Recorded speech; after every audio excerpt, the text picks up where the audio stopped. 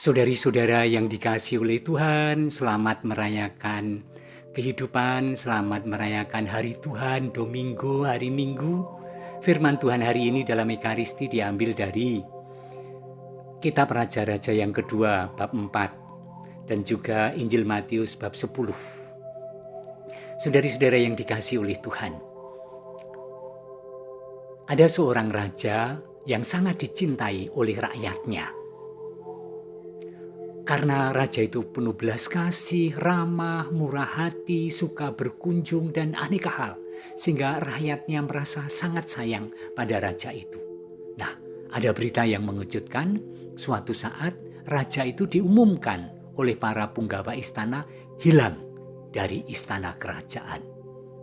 Semua orang bingung mencari. Rakyat sangat kehilangan, juga keluarga raja dan keraton.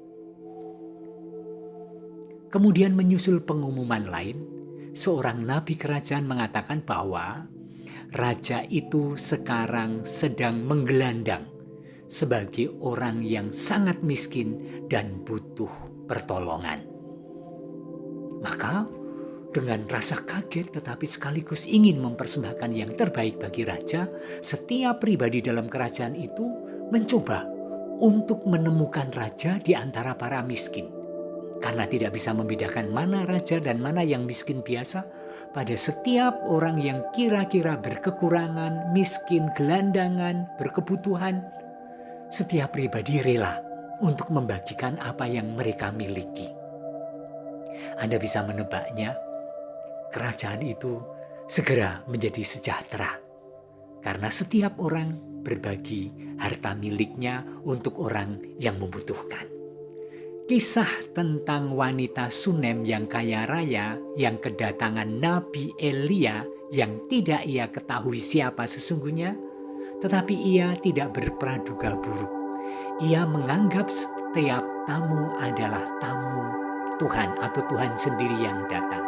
Maka kepada Elisa yang datang, Sunem bersama suaminya menyiapkan kamar, menyiapkan ubur rampe, menyiapkan sambutan yang terbaik. Sesungguhnya aku sudah tahu bahwa orang yang selalu datang kepada kita adalah abdi Allah yang kudus. Baiklah kita membuat sebuah kamar atas yang kecil. Dan kemudian mereka ini, keluarga ini menyambut kedatangan Nabi Elisa. Betapa kerajaan Allah memang sungguh sedang datang ketika setiap pribadi berlaku seperti perempuan Sunem ini. Paulus menyebutnya sebagai hidup bagi Allah dalam Kristus Yesus. Itu surat kepada umat di Roma.